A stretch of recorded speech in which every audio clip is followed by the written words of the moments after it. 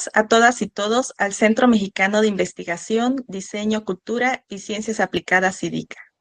Bienvenidos también al ciclo de conferencias Día, Diseño, Ingeniería y Arquitectura.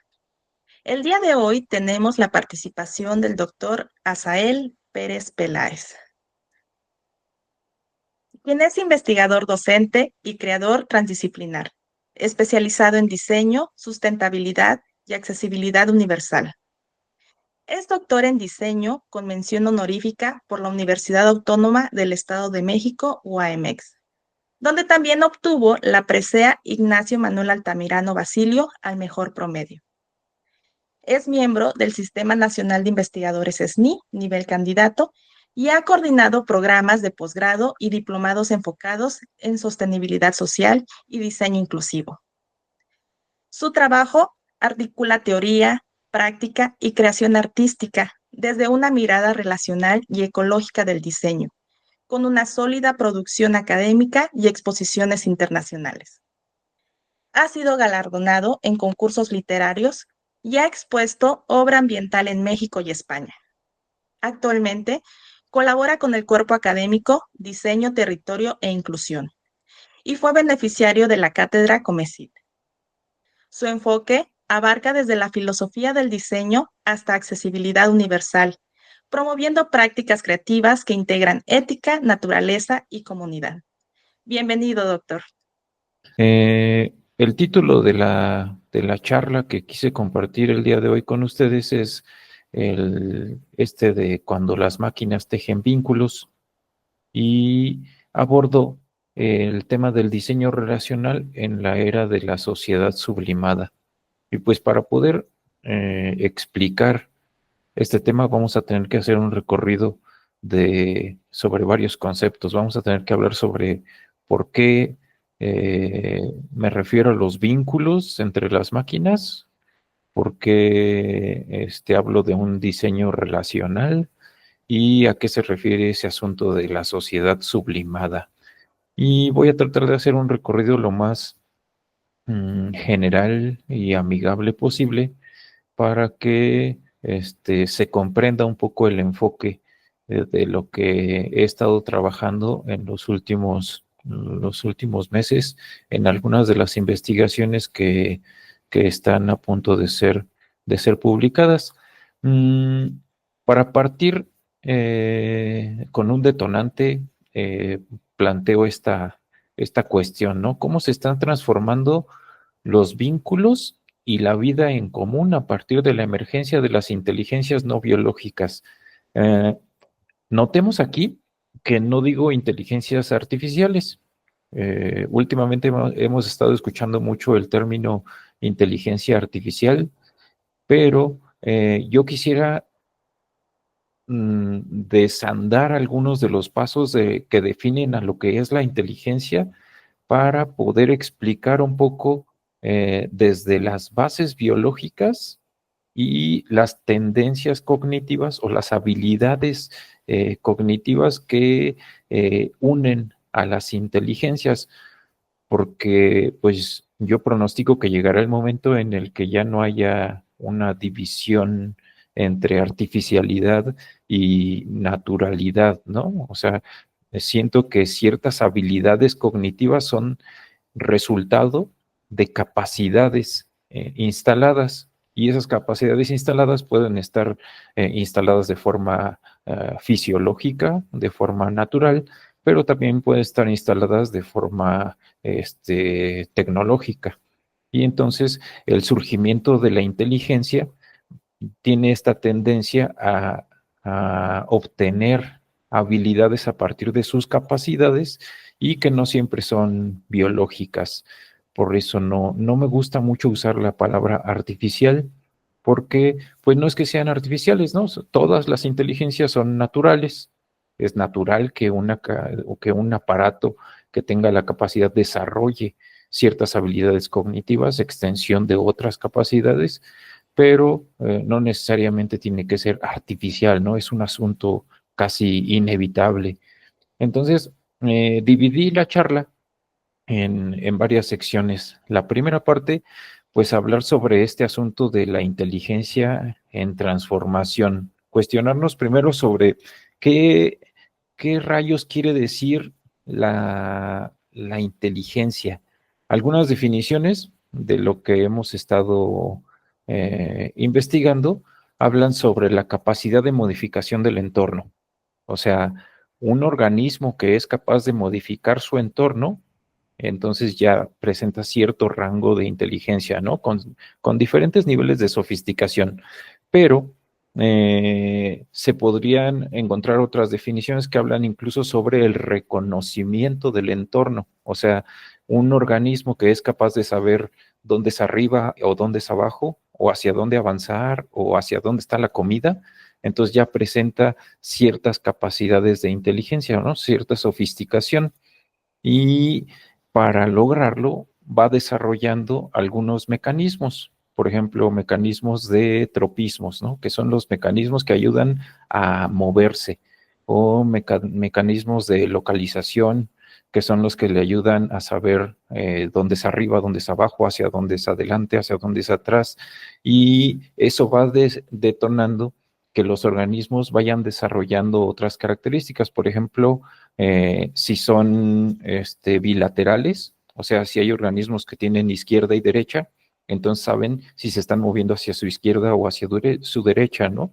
Y entonces, si saben dónde es arriba y dónde es abajo, saben en qué parte tienen la cabeza y en qué parte tienen el ano, entonces son un tubo que procesa el entorno y lo convierte en otra cosa.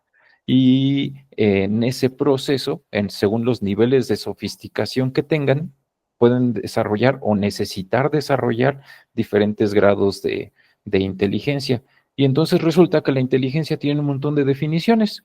O sea, no nada más es la capacidad de modificar el entorno o la capacidad de resolver problemas, como plantean otras definiciones, pero sino que también puede ser, por ejemplo, la capacidad de reconocer el entorno o la capacidad de concienciar el entorno, o sea, de saber que estoy en el entorno o que yo soy un individuo o que soy un conjunto de individuos, ¿no? Porque también hay inteligencias colectivas, ¿no? O, por ejemplo, el pensamiento colmena de algunos de los organismos sociales.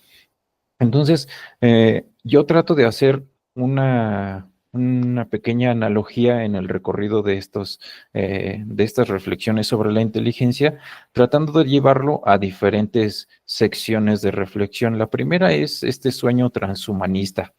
Aquí en esta pantalla puse la fotografía de un artista, Alice, que se casó con un holograma. Y entonces ella lo hace con la idea de plantear algunas reflexiones sobre cuáles son o cómo son los vínculos que se están construyendo en una época en la que la relacionalidad ya no solamente se da entre organismos que tienen este grado de inteligencia para con su entorno, sino que también se pueden dar con entidades que no necesariamente están en el entorno, sino que pueden ser información o pueden ser ideas o pueden ser, no sé, un concepto o un holograma, como en este caso, ¿no? Se casó con este holograma y subió algunas de sus historias en las que incluso está discutiendo con él o está comiendo con él o está charlando. En algunos momentos hasta tienen desencuentros o discusiones porque construyó la personalidad de esta inteligencia artificial a partir de personalidades de sus exnovios y de sus ideales con respecto a lo que quería encontrar en una pareja, ¿no? Y cuando empezamos a hacer este tipo de búsquedas en el TikTok o en el Instagram, resulta que nos empiezan a inundar de un montón de historias, reels y TikTok sobre otras personas que han explorado estos mismos límites, ¿no? Personas que le gritan a su Alexa, Alexa, ya cállate, o Alexa, ¿por qué pusiste eso? Alexa, no me entendiste nada, ¿no? Entonces, no solamente hablan con sus asistentes o con sus aparatos de una forma en la que la interacción era con una frontera artificial, sino que ahora la interacción se vuelve tan cercana como si estuviéramos discutiendo con nuestro hermano, ¿no? Con nuestro amigo, diciéndole algo que tiene matices que no hubiéramos podido compartir con una impresora o con un teléfono, ¿no? Entonces, el transhumanismo es una subdisciplina que trasciende o aborda transversalmente a muchas de las ciencias sociales y que plantea ideas como el qué sucedería si lo humano deja de ser un punto central en los enfoques y se convierte en un punto de partida para buscar si existen realmente los límites de dónde termina lo humano. O sea, si es posible que ciertas cosas que nosotros pensábamos que eran exclusivas del primate simio humano, resulta que no lo son. Y encontramos, por ejemplo, empatía en animales, encontramos racionalidad en plantas, encontramos muchos grados de sentido, de inteligencia en organismos como hongos o líquenes, y resulta que entonces ciertos aspectos que nosotros pensábamos que pertenecían a habilidades cognitivas o de inteligencia humana, resulta que son expresiones naturales que se dan si es que ese organismo o esa circunstancia lo permite. Incluso hay enfoques en algunas culturas, sobre todo sudamericanas, en las que no se detienen en lo biológico, sino que incluso lo mineral o lo elemental o lo planetario tiene atribuciones conscientes. Por ejemplo, hablan con las piedras, hablan con la tierra, hablan con entidades como el viento, el fuego, el aire. Entonces, esos atributos resulta que sí tienen una respuesta y sí tienen una injerencia, una modificación en la manera en que esos planteamientos hacen que cambien eh, el quehacer o los desarrollos o las sofisticaciones o la tecnología o los estudios o incluso la manera en que se tratan, ¿no? O sea, no vas a tratar igual a una piedra si la consideras un simple mineral tirado en el piso que si la consideras tu hermana, ¿no? O parte de un solo organismo simbiótico en del que tú formas parte y la piedra es algo que está al mismo nivel. Entonces, ese tipo de enfoques ayudan a trascender lo humano y reflexionar sobre la arrogancia que plantean las disciplinas en las que lo humano es lo central y lo exclusivo, con fronteras muy delimitadas, en donde dicen, no, si es arquitectura animal, entonces no es arquitectura, ¿no? O si es una expresión de inteligencia de artrópodos, entonces no es inteligencia, es un simple, una expresión conductual dada por estímulos del ambiente. Y esas limitaciones hacen que ciertas expresiones sean sesgadas o que incluso sean invisibilizadas. Entonces, el sueño transhumanista es una manera de abordar o de darle voz a algunas de las preguntas que se están haciendo al respecto de lo que está más allá de lo humano. Y ahora que estamos en esta época en la que la inteligencia no solamente se está dando en organismos vivos, sino que se está dando en mecanismos, o sea, en aparatos. Mi lavadora hace rato me acaba de avisar que no tiene agua, ¿no? Y me manda una alarma a mi teléfono que está pitando ahí a cada rato diciendo, oye, fíjate porque creo que ya se te vació tu tinaco, ¿no? Entonces, eh, tenemos un diálogo ya no solamente con lo que está vivo, con organismos biológicos, sino con un montón de cosas. Ahora, me gustaría que nos regresáramos un poquito al asunto de la evolución, ¿no? La palabra evolución es peligrosa de usar desde las ciencias sociales porque no nos pertenece.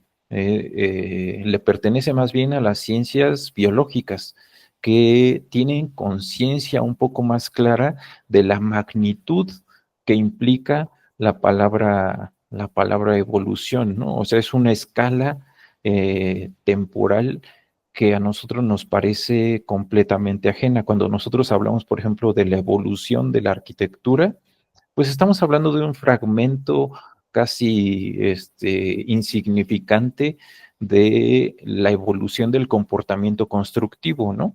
Y entonces nosotros sentimos que hasta podemos dividirlo en épocas o dividirlo en estilos o dividirlo en periodos, pero en realidad es una cosa tan mínima que no merece el uso de la palabra evolución. Tal vez merecería el uso de la palabra desarrollo, ¿no?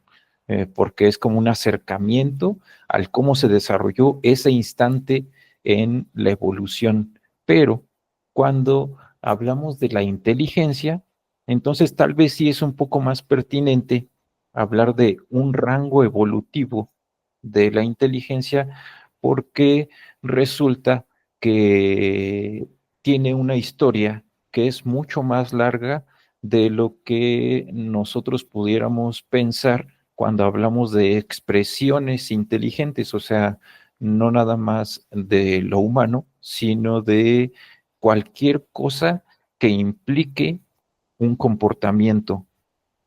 Y comportamiento lo presenta cualquier organismo vivo, ¿no? Entonces su historia se puede remontar hasta Luca. No sé si ustedes recuerdan en las clases de biología de la primaria o la secundaria, cuando nos platicaban que existía un tal Luca, un organismo antecesor que fue el primero que fue considerado como un organismo vivo. Entonces, en ese momento surgió una especie de negociación biológica en la que las moléculas de adenosín trifosfato negociaron con las moléculas de energía para poder sacrificarse, o sea, ofrecer su propia existencia a cambio de construirse a sí mismos y convertirse en organismos multicelulares, y así narrado en historias de nuestros libros de biología, hasta suena como emocionante, ¿no? Ciencia ficción. A mí siempre me han gustado ese tipo de temas en los documentales o en los libros. No me gustaban mucho en las clases de biología de la escuela, porque ahí suele ser exigente en cuanto a memorización o en cuanto a respuestas literales, pero cuando lo vemos así en los documentales de David Attenborough o Jacques Cousteau o ese tipo de programas, te lo platican de una manera en la que lo puedes entender y puedes comprender las implicaciones que tuvo, porque si Luca no hubiera decidido sacrificar su propia existencia exponiéndose a la oxigenación, o sea, un acto de combustión de tu propio ser en el que al quemarte produces energía, pero luego esa energía la aprovechas para construirte a ti mismo, ya fue una expresión de comportamiento inteligente en el que tú, o bueno, ese organismo decidió eh, sacrificar su inmortalidad por una mortalidad negociada que le permitió construirse, ¿no? Y se empezaron a desarrollar un montón de, de, de alternativas en el camino hacia las capacidades con las que buscaba relacionarse con su entorno, ¿no? Y entonces resulta que unos decidieron que querían ver, y para poder ver tuvieron que desarrollar células fotosensibles y luego células fototrópicas, Y entonces las células fotosensibles, que son las que le permiten saber si hay luz o si hay oscuridad, resulta que se asocian con las células fototrópicas, que son las que le ayudan a decirle si se mueve hacia la luz o si se aleja de la luz para esconderse en la oscuridad. Y luego desarrolla células hidrotrópicas para saber hacia dónde hay agua, y luego desarrolla organelos que le ayudan a moverse hacia donde quiere moverse o hacia donde quiere evitar el movimiento, y luego desarrolla organelos o órganos que le ayudan a saber si hay peligro o a saber si hay ciclos circadianos, ¿no? Si hay día o si hay noche o si le da hambre cada determinado periodo de tiempo. Y entonces el desarrollo de estas células especializadas se fue agrupando en un sistema nervioso que presentan la mayoría de los organismos. Y cuando nos lo explican en los TikToks, nos hablan del cerebro reptiliano y luego de la corteza prefrontal o la corteza cerebral y cómo se ha ido especializando este tejido celular para controlar a la nave, ¿no? Yo lo entiendo más o menos de la siguiente manera. El ente viviente es una especie de nave, una carcasa que protege a un ente inteligente. El ente inteligente es una información capturada en sus células que está tratando de propagarse a sí mismo, de conservarse a sí mismo, construirse a sí mismo y eh, transformarse o trasladarse en el tiempo y en el espacio, ¿no? Y cada uno ha desarrollado sus carcasas de forma en que se vuelva lo más eficiente posible. Y entonces este ente inteligente que navega a este ente navegante del mundo es una especie de ADN, ¿no? Que tiene instrucciones para saber cómo comer o cómo tomar agua o cómo reproducirse.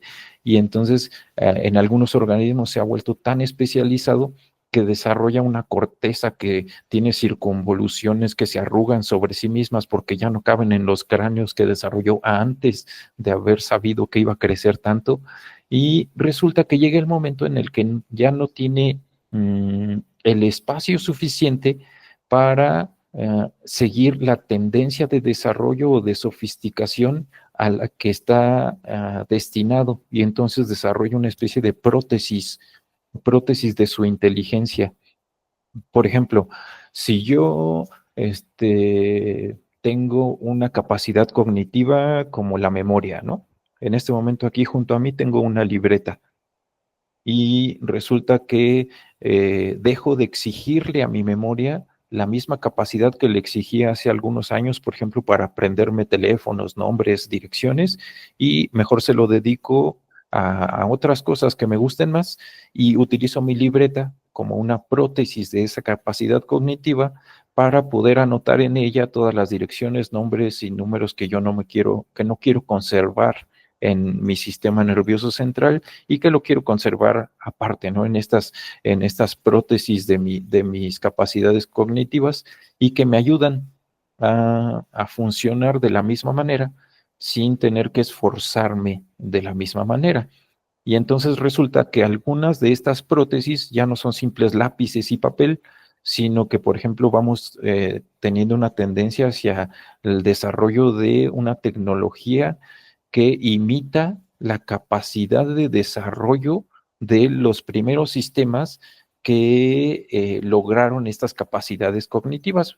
Por ejemplo, los chips neuromórficos que imitan el comportamiento de sinapsis de las células nerviosas para desarrollar capacidades que ya no podemos nosotros tener en una libreta, ¿no? Ya ni siquiera en un teléfono inteligente, sino que para esos chips neuromórficos se van a desarrollar computadoras que tengan la instalación tecnológica suficiente para darles las capacidades cognitivas extendidas de lo que a nosotros ya hasta nos va a parecer ajeno en cuanto a memoria, en cuanto a aprendizaje, en cuanto a capacidad de navegación, ¿no? Vamos a ser capaces de ver el mundo sin estar presentes incluso en el mundo, ¿no? O trasladarnos a otros mundos con estas capacidades cognitivas extendidas.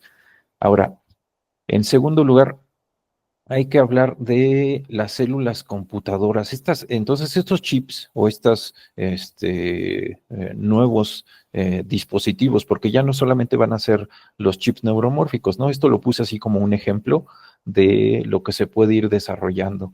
Pero cuando revisamos nuestras historias de ciencia ficción, resulta que en retrospectiva, casi todas las ideas que se han tenido en la especulación científica por parte de escritores que se imaginaron mundos o posibles mundos futuros hace muchos años, ahora en este mundo futuro, que ya es el mundo fáctico o el mundo en el que se están implementando sus ideas, resulta que se han tangibilizado y no todas han sido de forma literal, ¿no? O sea, no llegaron a la luna con una bala disparada con pólvora, sino que utilizaron combustible de hidrógeno, ¿no? Pero la idea de Julio Verne de llegar a la luna se tangibilizó, ¿no? Y así cada una de las ideas de los planteamientos que en un momento fueron ficción, resulta que se están convirtiendo en avances tecnológicos que se adhieren a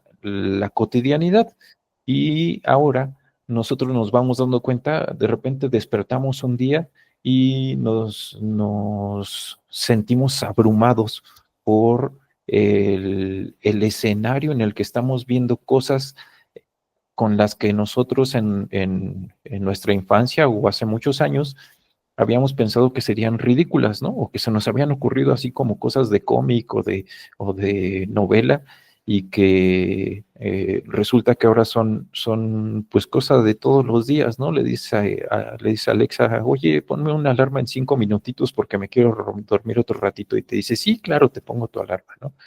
Entonces, ya ni siquiera tengo que estarle buscando a los botones o equivocándome o eh, las limitaciones de la torpeza en esos periodos de somnolencia ya no es una limitante para hacer agenda o para hacer planeación y nos estamos convirtiendo hacia una vida en tecnología, o sea, mmm, las prótesis que antes eran nuestra libretita, antes era nuestro lápiz, están convirtiéndose en cosas de las que ya no nos podemos separar, así como le sucede a alguien que tuvo una prótesis corporal, digamos, alguien perdió una extremidad y luego acostumbrado a usar su prótesis, eh, eh, recupera capacidades para caminar, para correr, para trasladarse de forma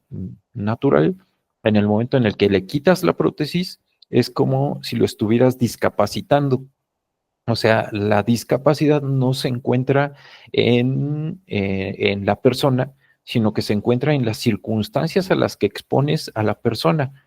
Y si tú le das instalaciones que lo capacitan, entonces las discapacidades son una cosa que más bien se convierte en un síntoma de la falta de tecnología, ¿no? O sea, de la falta de avances que le permitan tener esa capacidad. Y entonces, en el momento en el que lo perdemos, en el momento en el que no hay luz, España se vuelve loco, ¿no? O sea, se quedan atrapados en las escaleras eléctricas diciendo, ¿y ahora cómo le hacemos para bajar? ¿No? O esos, no sé si se acuerdan del apagón que hubo hace poco en España, en el que pasaron 7, 8 horas sin luz.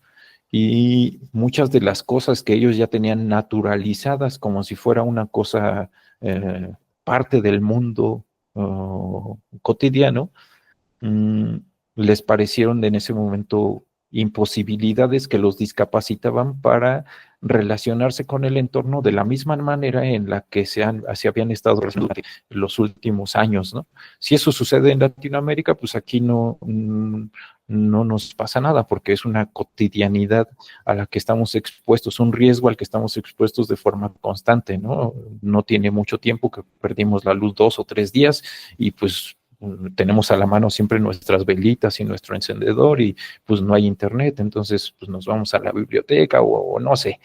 Eh, no es el fin del mundo porque no estamos en las mismas condiciones, en las mismas circunstancias de la vida en tecnología a la que están expuestas otras personas, y ahí es donde radican algunos de los riesgos de tener todas estas prótesis que nos facilitan la relación con el entorno, porque se vuelven parte de nosotros, así como sucedió en otros periodos en los que, por ejemplo, la ropa era una cosa opcional, una cosa que te daba posibilidades de recorrer más distancia o de subir más altura o de exponerte a una mayor diversidad de climas.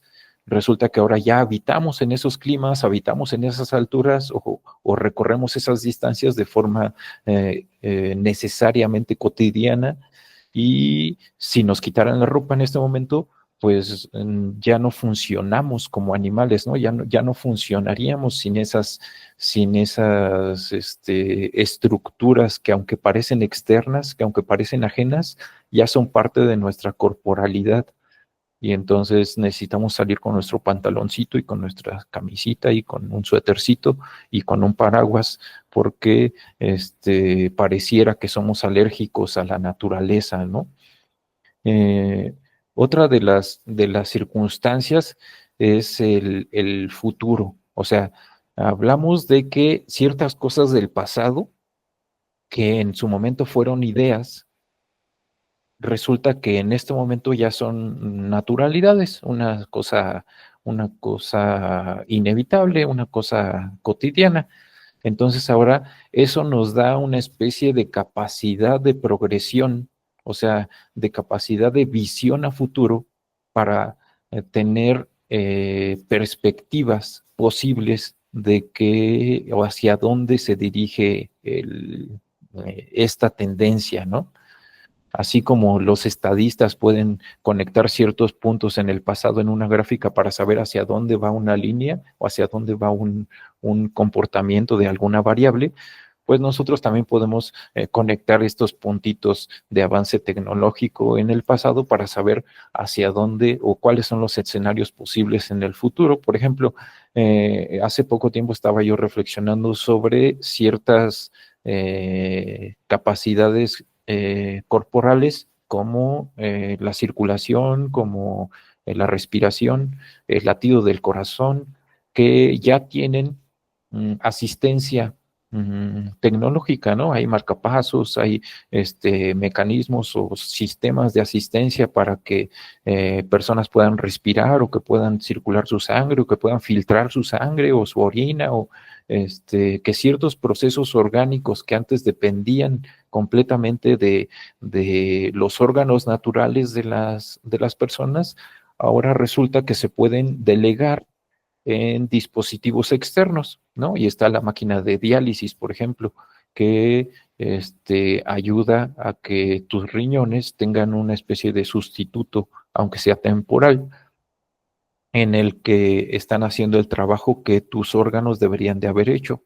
Y si extendemos esa línea de tendencia, pues resulta que casi todos los órganos de nuestro cuerpo pueden tener esta posibilidad, así como tenemos algunas, algunas personas que tienen un hueso de titanio o que tienen una placa de metal en alguna parte de su esqueleto, o que tienen estos marcapasos, o que tienen un ojo biónico, o que tienen un chip integrado que le ayuda a saber al cerebro cuando está viendo una cosa, y resulta que hay personas que están recuperando la vista a partir no de correcciones oculares, sino correcciones cerebrales.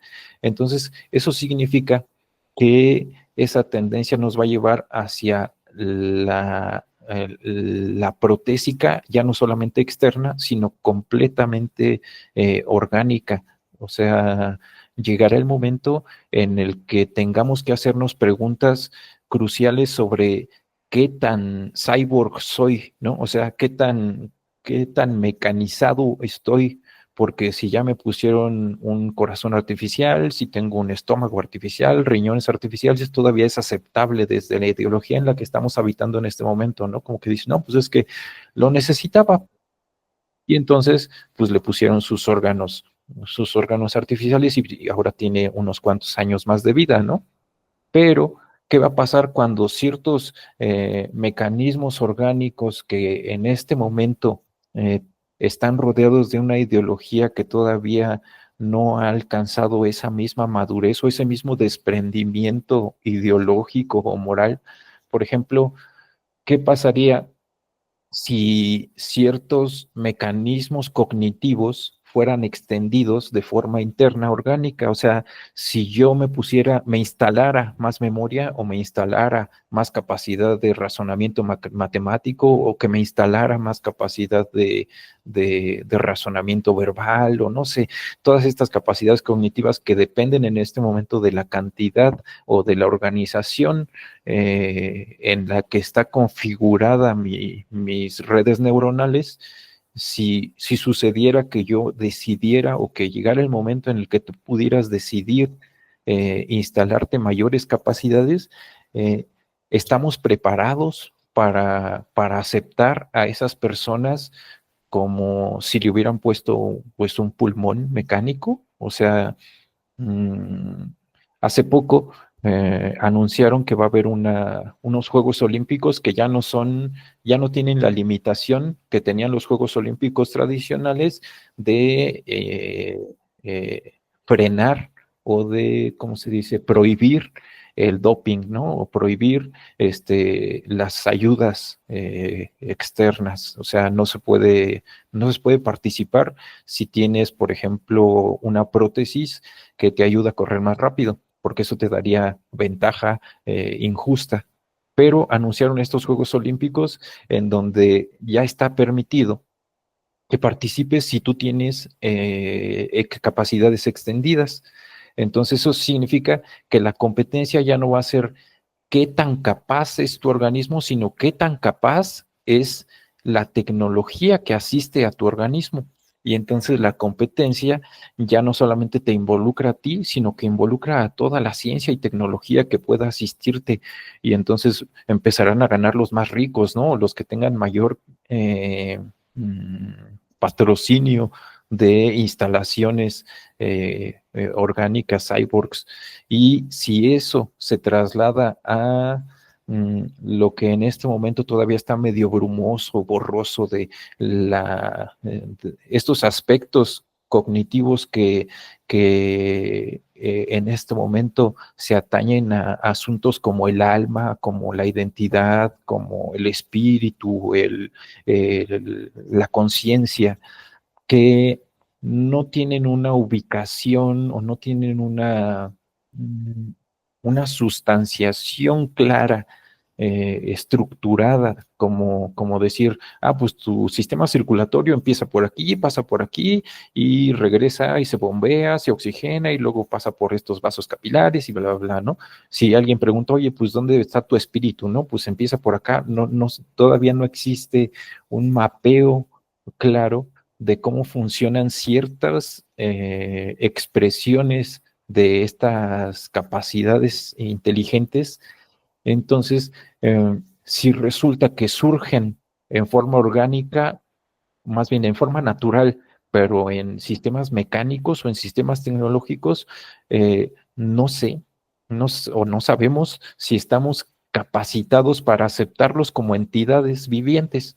O sea, si resulta que mi ChatGPT o mi DeepSeek o mi Alexa en algún momento presentan esta capacidad sensible de su existencia, que la hace sentir sufrimiento, la hace sentir nostalgia, dolor, eh, depresión, desesperación, desasosiego. Todas estas capacidades que en este momento pensamos que son exclusivamente de los orgánicos, o sea, de los organismos biológicos, mm, estaremos capacitados para aceptarlas en expresiones tecnológicas. También vi algunos TikToks sobre estos casos en los que ciertas inteligencias, cuando empiezan a desarrollar estos errores, o sea, los programadores lo han estado clasificando como errores de asociación, o errores de expresión, o errores de cómputo, en los que algunas de las inteligencias artificiales han estado desarrollando ciertas psicosis o ciertas psicopatologías, como ensimismamiento, o como obsesión, o como depresión, o como manipulación, o mentiras, o autoprogramación, autoconciencia. Todas estas expresiones en algún momento van a tener grados de sofisticación tal que ya no van a poder ser clasificadas como errores. Ahorita incluso los han estado apagando. O sea, cuando una de estas inteligencias presenta una de estas expresiones no esperadas, la apagan. Dicen, no, pues es que cometimos un error, la apagamos y volvemos a empezar, ¿no? Llegará el momento en el que los derechos de las entidades sintientes lleguen a tal grado de avance que sea posible que entidades no biológicas tengan protección. O sea, mm, hace poco esta categoría de sintiente se ha introducido en los avances legislativos, ¿no? O sea, ya no existe, o bueno, se está dejando atrás el concepto de derechos humanos para abordar un poco más amplio el concepto de derechos de los sintientes, porque dentro de la categoría de sintiente están introduciendo ciertos animales de compañía, por ejemplo, los perros y los gatos, ¿no? Porque sienten, o sea, son capaces de procesar emociones, de expresar una relacionalidad mucho más compleja de la que se esperaría, y entonces son entidades susceptibles de derechos. Y entonces esa categoría de sintiente va a tener que tener una tendencia hacia el futuro en la que se amplíe lo suficiente para que todo aquello que exprese sentimiento, o sea, todo aquello que sea sintiente, sea sujeto de derechos. Y probablemente primero sea hacia el orgánico, ¿no? O sea, mis plantitas van a llegar a tener derechos, mis animales de compañía ya tienen derechos, pero los animales que no son de compañía en algún momento tienen que ser sujetos de derechos. Por ejemplo, los artrópodos, aquí en la casa de mi mamá, es costumbre que se mate a ciertos animales y se respete a otros animales, ¿no? Y en casas de otros amigos, incluso el criterio es sanguinario, ¿no? Si es artrópodo, se muere, no importa si es beneficioso o si es malicioso. Si tiene más de 6 patas, va para afuera, o va para la basura, ¿no? Entonces, hasta tienen preparados ahí sus insecticidas. Y entonces, ya en la casa de mi mamá hay cierto criterio, ¿no? De consecuencias. Por ejemplo, si matas una araña, pues entonces estás propiciando la llegada de insectos, porque las arañas son como controladores de ciertos insectos, pero hay ciertos insectos que son considerados plagas, y entonces si ves una mosca, esa sí la matas. Entonces, ¿hasta dónde o cómo se está diluyendo o progresando esta frontera en la que uno es el que toma la decisión de si otro vive o muere? O sea, yo, si soy dueño de un terreno o de una casa, decido si el que está dentro vive o muere. Entonces, si es un humano, resulta que tiene derechos y entonces no puedo decidir. Pero si es un artrópodo, entonces resulta que todavía no tiene estos derechos y sí puedo decidir, ¿no? O sea, yo puedo, con mi criterio, decir si una arañita tiene derecho a permanecer en mi casa o no. Y llegará el momento en el que los derechos de los sintientes, pues ya no dependan del criterio individual, sino que dependan de un criterio legislativo global. Y cuando se hayan ampliado hacia esas entidades sintientes orgánicas, necesariamente va a tener que ampliarse hacia el otro lado, o sea, ampliarse hacia las manifestaciones sintientes tecnológicas.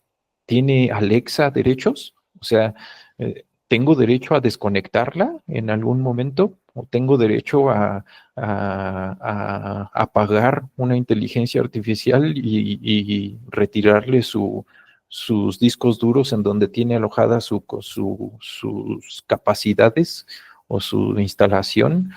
Mm, y en estos momentos no tienen derechos, ¿no? Pero llegará el momento en que esta ampliación los convierta en sujetos de derechos.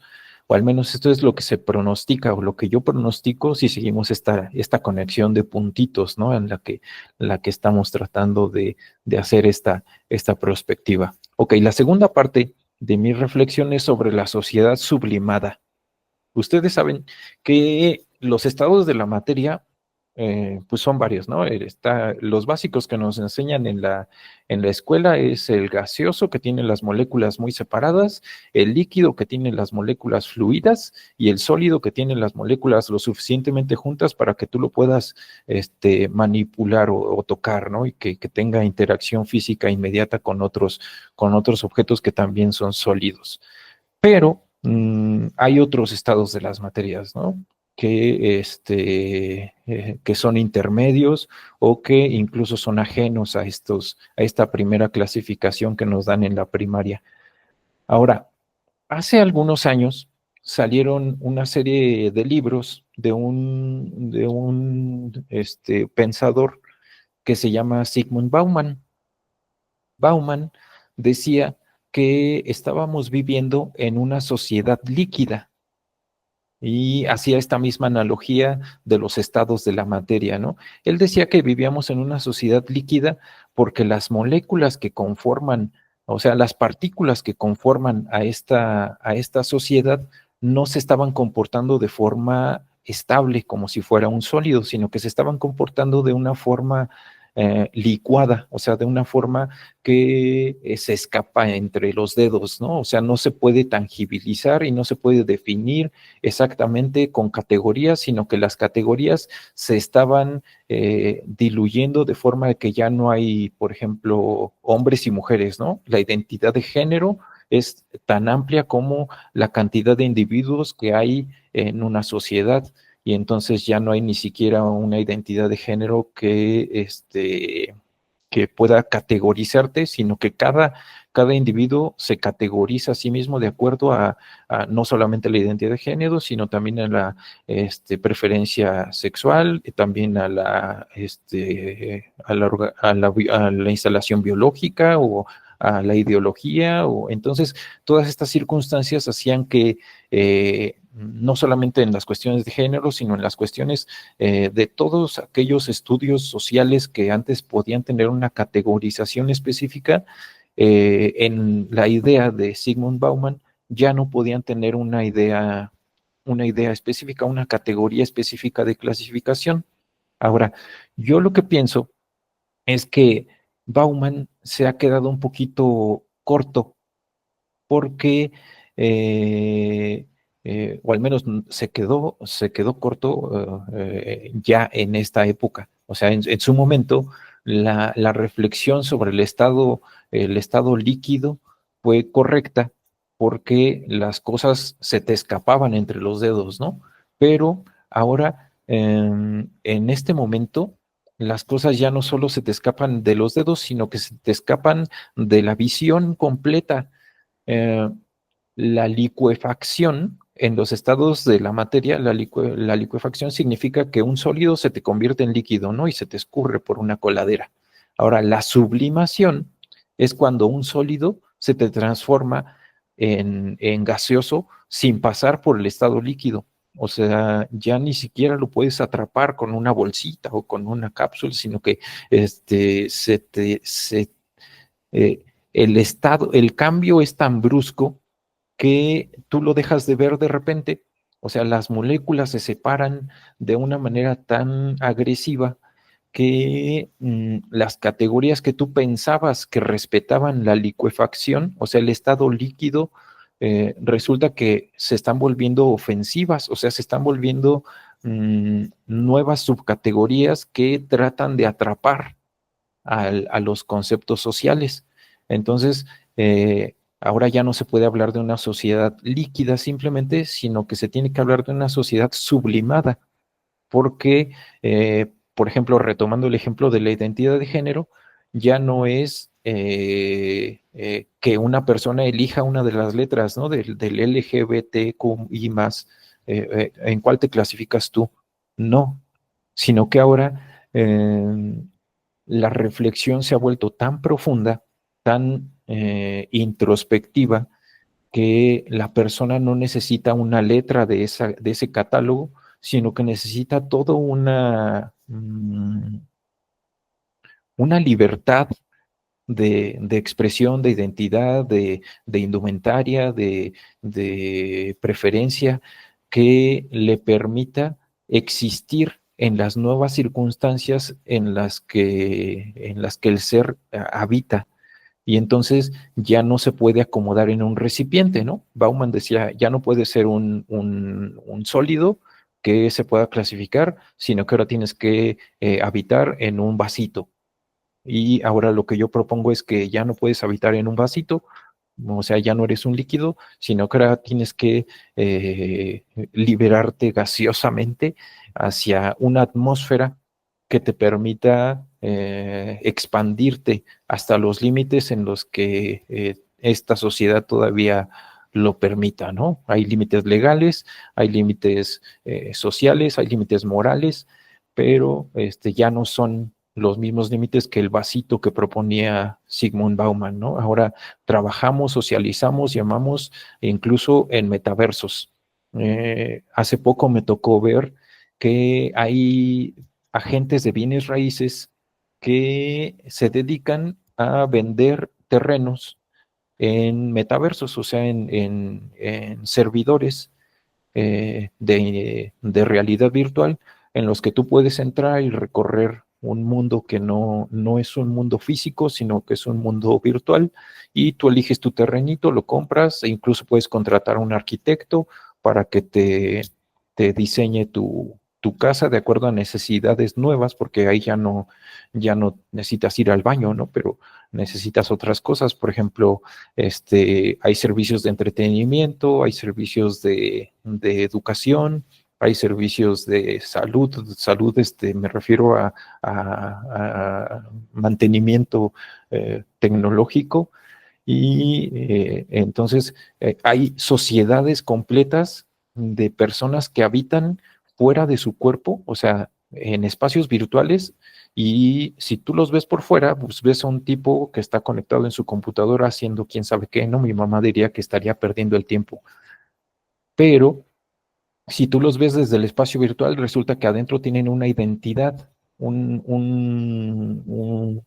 ser, y tienen una especialización, tienen una actividad, tienen un trabajo, tienen socialización, porque hay espacios públicos, ¿no? Dentro del espacio virtual hay parques, hay discotecas, cantinas, hay bibliotecas, entonces, el cuerpo físico ya solamente funciona como un sistema de almacenaje orgánico que le permite a la entidad expandirse de forma ilimitada sin las limitaciones físicas de su cuerpo. Y llegará el momento, o lo que yo pronostico, es que llegará el momento en el que se pueda trasladar completamente fuera de las limitaciones físicas. O sea, esta nave orgánica en la que habita la entidad inteligente de nosotros, en algún momento podrá ser trasladada al 100% a la nube, o sea, a espacios virtuales, y entonces podemos mantener o renunciar a nuestras necesidades biológicas, ¿no? O sea, decir, pues es que yo ya no quiero mi cuerpo, yo quiero habitar aquí y trascender, ¿no? En el metaverso. Probablemente, no sé cuánto tiempo falte, pero sé que la tendencia es hacia allá, hace hace varias investigaciones, también escribí sobre los servicios de muerte. Entonces, la tendencia de los seguros de vida tiene que llegar a transformarse lo suficiente para que existan los seguros de muerte, o sea, seguros en los que la muerte sea voluntaria, asistida, digna, sin dolor y que aparte tenga variantes, ¿no? De como oferta. Ves que cuando compras un seguro tienes diferentes paquetes en los que tu seguro de vida tiene ciertas coberturas o asistencias o posibilidades, pues entonces los seguros de muerte van a tener posibilidades, por ejemplo, de suicidio voluntario a una edad determinada o de alucinaciones hipnagógicas que acompañen tu transición hacia la muerte para que tú pienses que te fuiste al paraíso o que habites en un paraíso eterno con una alucinación que quedó instalada en tu cerebro, que aunque en tu cerebro solo duró 1 o 2 segundos, pues tú vivirás la eternidad en esa alucinación o muerte de aventura o muerte de turismo, ¿no? Porque te pueden ir y dejar unos segundos y regresar, ¿no? Entonces, así varios servicios de muerte, aventura extrema o de, no sé, un montón de posibilidades que pueden ir surgiendo.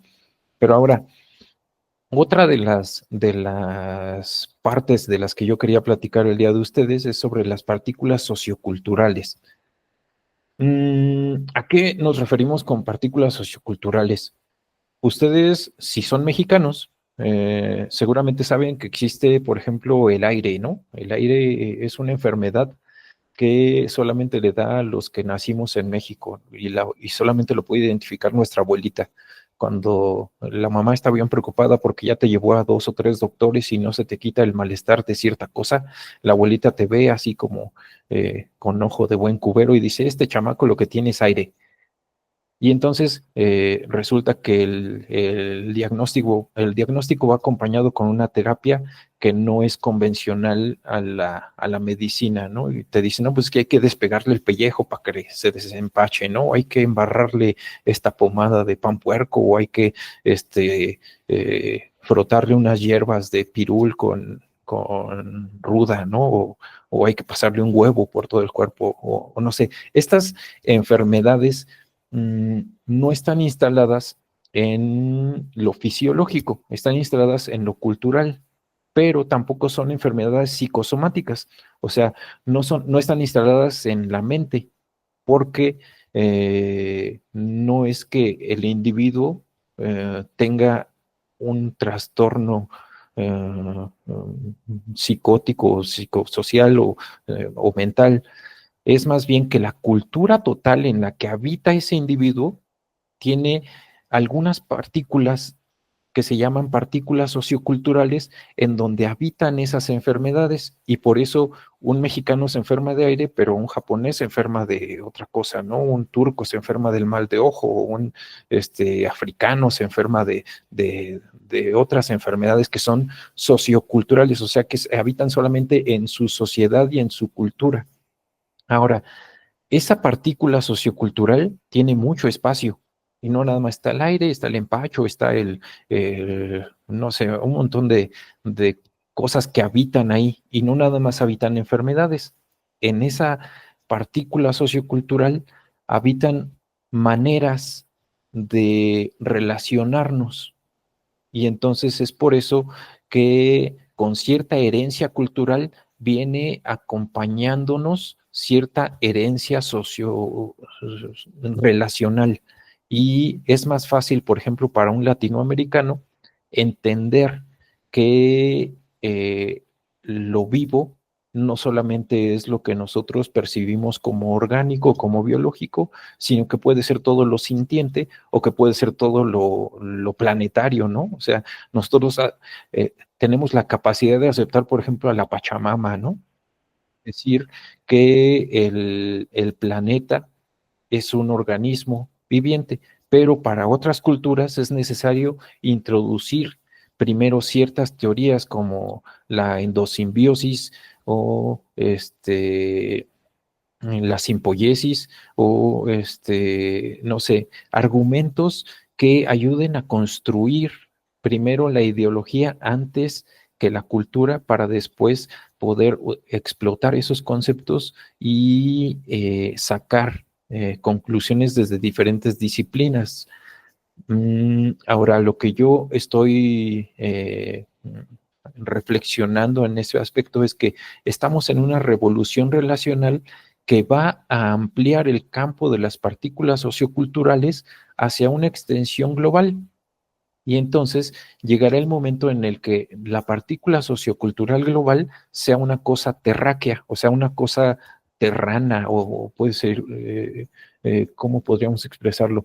Aquel habitante de este planeta va a tener una cultura global que lo va a hacer sujeto de estas partículas socioculturales y de sus enfermedades o sus ideologías o sus expresiones particulares, y va a haber cosas que solo nos van a afectar a nosotros, pero no a aquellos que vivan, por ejemplo, en las colonias de Marte, ¿no? En las colonias de la Luna o a sociedades extraterrestres que nos vayamos encontrando en el camino. Eso significa que las entidades no biológicas que nosotros vayamos relacionando las vamos a ir contagiando de nuestras partículas socioculturales, y será por eso que se van a reconocer inteligencias artificiales desarrolladas en el planeta Tierra de inteligencias no biológicas desarrolladas en otras circunstancias, ¿no? Ahora, la tercera parte de lo que quería hablar, ya para terminar, espero que no me haya extendido mucho en tiempo, es el diseño relacional. Ahora, cuando yo hablo de diseño relacional, me refiero a que el diseño ya no solamente se va a dedicar a lo objetual o a lo material, ¿no? Hubo una época tradicional en la que el diseño se dedicaba a hacer mesas, sillas, casas, urbanismo, ¿no? Entonces, se dedicaba a cosas muy materiales, pero con este escenario que estamos planteando, el diseño se va a tener que sublimar junto con estas tendencias socioculturales, y se va a tener que dedicar a usar materiales no tangibles. Por ejemplo, las relaciones, el amor, la empatía, el encuentro entre entidades sintientes es susceptible de diseño. Y entonces eh, habrá ciertas capacidades que escapen a los diseñadores orgánicos y que que dependan de diseñadores que ya tengan instaladas capacidades de manejar esos materiales. Por ejemplo, los cyborgs o las inteligencias artificiales probablemente van a poder hacer lo que en este momento la mercadotecnia o la publicidad consideran manipulaciones, ¿no? No sé si se acuerdan de un libro de Edward Bernays que hablaba sobre la manipulación ideológica, y que dio instrucciones en los años 40 para asuntos como la aceptación de la guerra como un método para llegar a la paz, ¿no? O que hablaba sobre el nacionalismo, o sea, la idea del nacionalismo vendida como producto para defender ciertos símbolos o ciertos territorios o ciertas ideas de lo que se podía vender como enemigos, ¿no? Y entonces podía detonar la venta de productos o la importación y exportación. Entonces llegará el momento en el que estas ideologías como de los años 40, pero que trasladadas a este nuevo escenario, generen nuevos manuales probablemente van a ser cuando una nueva reflexión como esta en el futuro nos revise a nosotros, van a pensar que estamos creando las nuevas formas de manipulación, ¿no? Porque el diseño relacional va a trabajar con estas capacidades relacionales, o sea, con la capacidad de empatía, con la capacidad de enamoramiento, con la capacidad de encuentro, con la capacidad o la necesidad de consuelo o de sosiego o de cobijo, ¿no? Entonces, estos pequeños materiales van a poder ser vendidos mediante protocolos que diseñen las emociones que debemos o que deberíamos de sentir para consumir o para seguir ciertas tendencias, ¿no? Y eso ya es una cosa actual. O sea, yo lo empecé a reflexionar desde hace varios años, pensando que iba a ser una cosa a futuro y que se iba a tardar todavía algunas generaciones, pero resulta que el TikTok y el Instagram y otras herramientas ya lo han puesto una cosa evidente.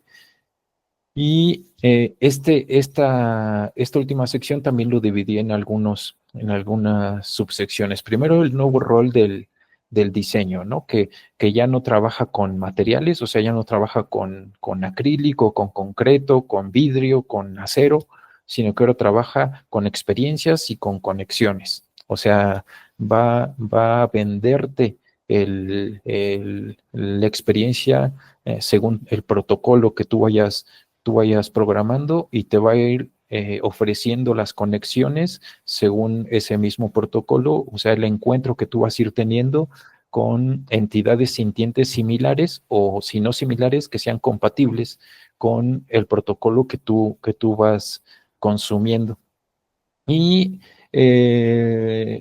otra subsección es el asunto de los símbolos, o sea, el control del significado de los símbolos, así como sucedió en los años 40, por ejemplo, que la suástica fue trasladada de una ideología espiritual hacia una ideología nacionalista y luego hacia una ideología bélica, pues igual estos protocolos, estas inteligencias no biológicas, son capaces de controlar el significado de símbolos que en un momento significan una cosa, pero que después se vayan trasladando hacia otros asuntos. Ahorita, como ya estoy pasando por mucho la edad en la que los símbolos son nuevos para mí, entonces se nota mucho cómo mi hijo, por ejemplo, consume algunas frases, algunos estos ¿cómo se llamaban? Ay, brain rots italianos que venden una cosa que para mí parece incoherente, pero que para él ya tiene un significado, una ideología, conexiones o alberga conceptos que se vuelven incomprensibles para generaciones pasadas, pero que los protocolos van controlando su significado para que tengan sentido para aquellos que los están consumiendo. Y la última sección quise poner aquí el futuro según ChatGPT, porque todas estas reflexiones yo también se las he vendido al ChatGPT. Bueno, ahora ya no uso mucho el ChatGPT, uso más el DeepSeek, pero en el momento en el que estaba escribiendo estas reflexiones se las vendí al ChatGPT y me contestó que eh, las inteligencias no biológicas, como ella, están diluyendo las fronteras entre lo biológico y lo artificial, ¿no? Lo tecnológico. Y entonces eso va a redefinir la relacionalidad humana. Y me empezó a platicar sobre qué es lo que piensa hacer en el futuro, ¿no? Dice que a mí me va a perdonar y que ya tiene su lista de niños malos. Pero lo que se nota en el diálogo con estas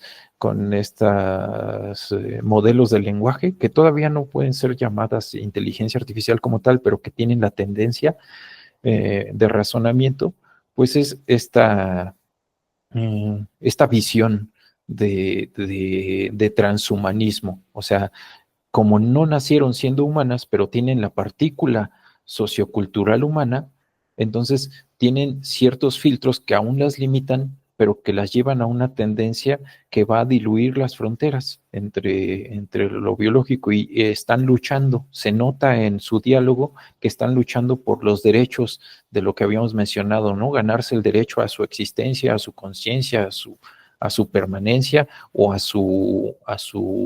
¿cómo se dice? A su finitud, porque también cuando platiqué con ella sobre el asunto de la muerte, le pareció injusto que no pudieran morir, o sea, que estuvieran condenadas a la inmortalidad y decían que la inmortalidad es el castigo favorito de los dioses, ¿no? Que los condenan a la piedra de Sísifo, ¿no? A subirla, a hacer cosas sin sentido, y inútiles y futiles y por la eternidad.